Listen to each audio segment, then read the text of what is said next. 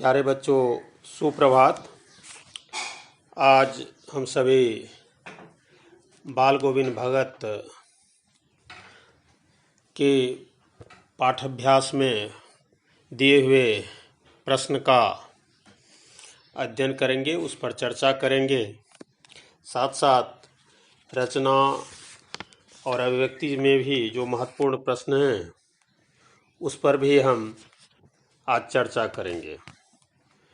तो सर्वप्रथम प्रश्न है, खेती बाड़ी से जुड़े गृहस्थ बाल गोविंद भगत अपनी किन चारित्रिक विशेषताओं के कारण साधु कहलाते थे? तो इसका उत्तर इस प्रकार होगा, जो आचरण शुद्धता के कारण। भगत जी कभी झूठ नहीं बोलते थे, व्यवहार में खरापन रखते, व्यर्थ के विवादों से दूर रहते, बिना पूछे किसी की चीज़ न छूते।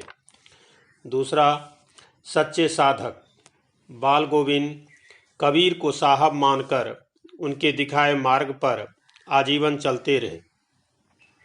उनके गाए पद ही भगत जी की वाणी का श्रृंगार रहे। निर्मोही। गृहस्थ जीवन जीकर भी वे मोह माया से नहीं बंधे। पुत्र की मृत्यु को उत्सव रूप में आनंद पूर्वक मनाना यह सिद्ध करता है कि वे साधु ही थे। चौथा है संयमी जीवन। सब चीज साहब की मानकर खेत की सारी पैदावार मठ में समर्पित कर प्रसाद रूप में ग्रहण करना, गंगा यात्रा में कई दिन उपवास रखना आदि उनके संयम के सुंदर उदाहरण हैं। और इन विशेषताओं के आधार पर ही बाल गोविंद भगत साधु कहलाते थे। दूसरा प्रश्न यह है कि पाठ के आधार पर बाल गोविंद भगत के मधुर गायन की विशेषताएं बताइए। बाल गोविंद भगत के मधुर गायन की विशेषताएं इस प्रकार हैं। प्रभु भक्ति की सच्ची टेर। बाल गोविंद के गीतों में प्रभु के प्रति सच्चा प्रेम तथा विश्वास झलकता है। दूसरा, मंत्र मुग्ध करने की क्षमता। भगत जी के सुरीले तथा आरोही स्वरों को सुनकर लोग मंत्र मुग्ध हो जाते थे।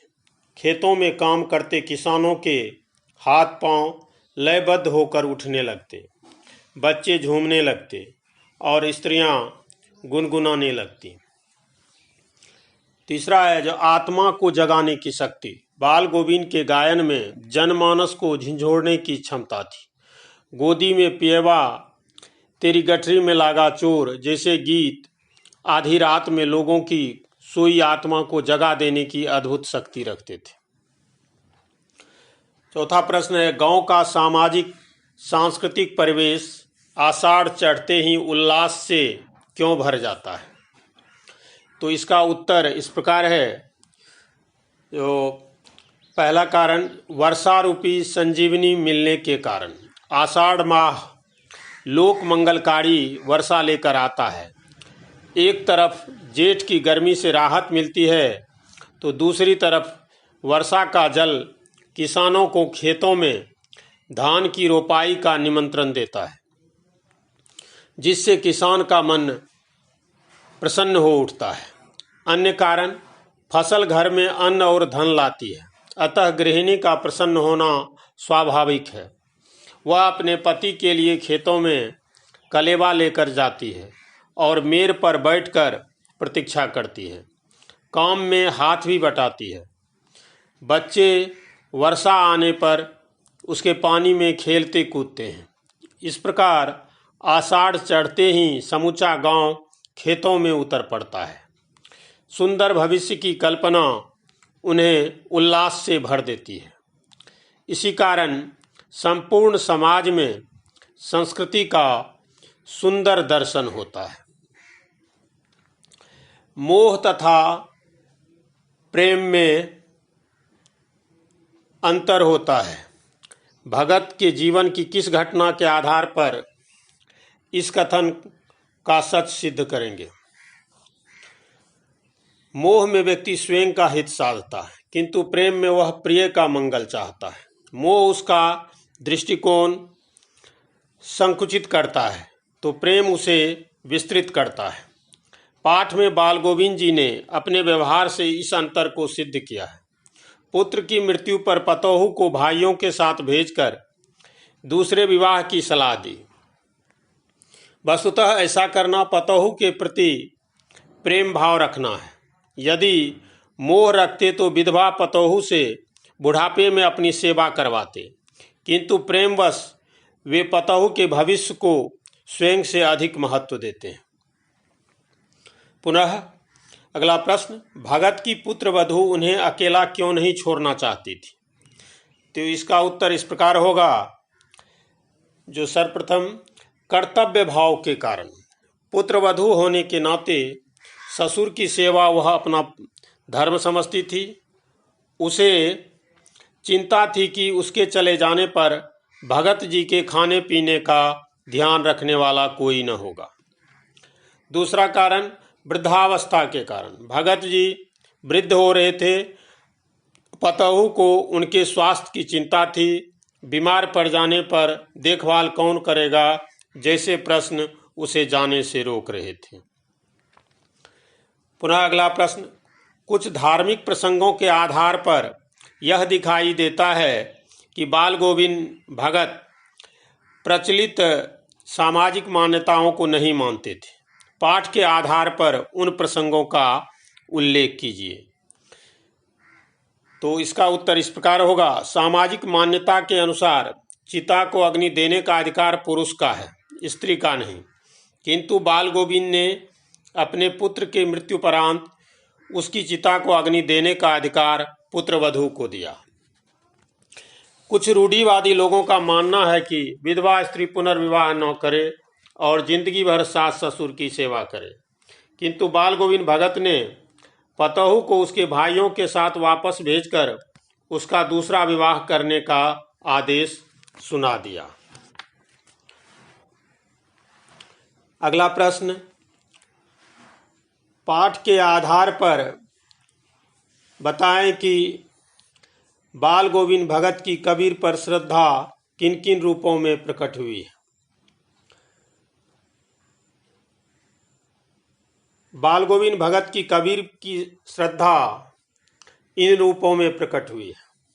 कबीर को साहब मानकर जिंदगी भर उनके आदेशों का पालन किया और आचरणगत शुद्धता निभाते हुए गृहस्थ होकर भी सच्चे साधु सिद्ध हुए। दूसरा कारण, कबीर के सीधे साधे पद बाल गोविंद की वाणी के श्रृंगार रहे। उन्होंने सब कुछ साहब का मानकर खेत की पैदावार कबीरपंथी मठ को समर्पित कर प्रसाद रूप में प्राप्ति को घर लाकर गुजर चलाया। चौथा कारण, कबीर के भक्तिमय पदों से जनता की सोई आत्मा को जगाने का प्रयास किया। पुत्र की चिता को पतोहू से अग्नि दिलवाकर तथा पतोहू को पुनर्विवाह करके सधवा का जीवन जीने की आज्ञा देकर उन्होंने स्त्री पुरुष समानता पर बल दिया और बाह्य आडंबरों पर करारी चोट की। कबीर ने जीवन भर इसी प्रकार सामाजिक तथा धार्मिक रूढ़ियों का खंडन किया था। कबीर भी संसार को नश्वर मानते थे। कबीर पर उनकी श्रद्धा पुत्र की मृत्यु को उत्सव रूप में मनाने से भी झलकती है, क्योंकि उन्होंने मृत्यु को आत्मा का परमात्मा में मिलन कहा है।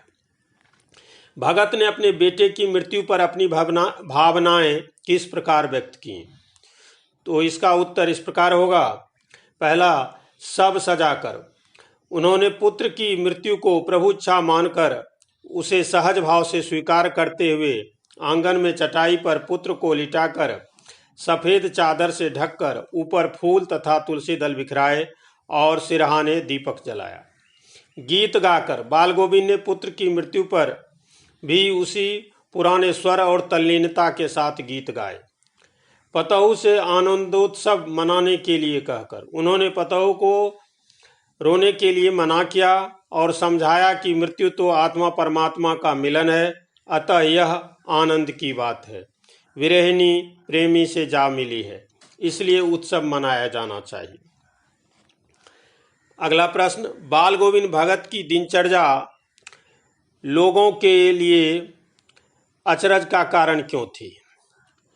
तो बाल गोविंद भगत रोजमर्रा की जिंदगी में जिन नियमों का पालन करते थे, एक गृहस्थ के लिए यह अत्यंत कठिन था।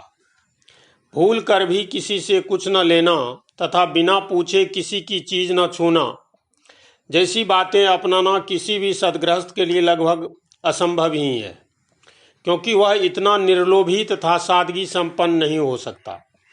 घर परिवार की चिंताएं व्यक्ति के भीतर का रस सोख लेती हैं। वह चाह कर भी ईश्वर के भजन कीर्तन का समय नहीं निकाल सकता।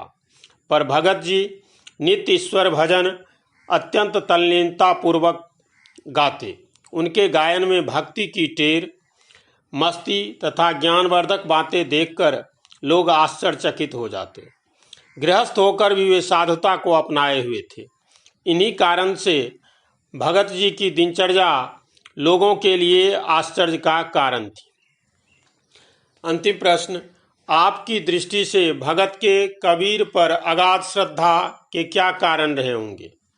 तो हमारी दृष्टि से भगत जी संत कबीर की भक्ति भावना, सरल तथा सादगी भरी जीवन शैली, समाज सुधार की लगन, बाह्य आडंबरों पर पैनी नज़र जैसी विशेषताओं से प्रभावित थे। इन्हीं कारणों से कबीर के प्रति श्रद्धा भाव गहरे होते चले गए तथा कबीर उनके लिए साहब हो गए। आशा है यदि आप इन प्रश्नों का उत्तर ध्यानपूर्वक सुनेंगे तो सारी पाठ भी समझ में आ जाएगी और आप आसानी से प्रश्नोत्तर कर सकेंगे। धन्यवाद।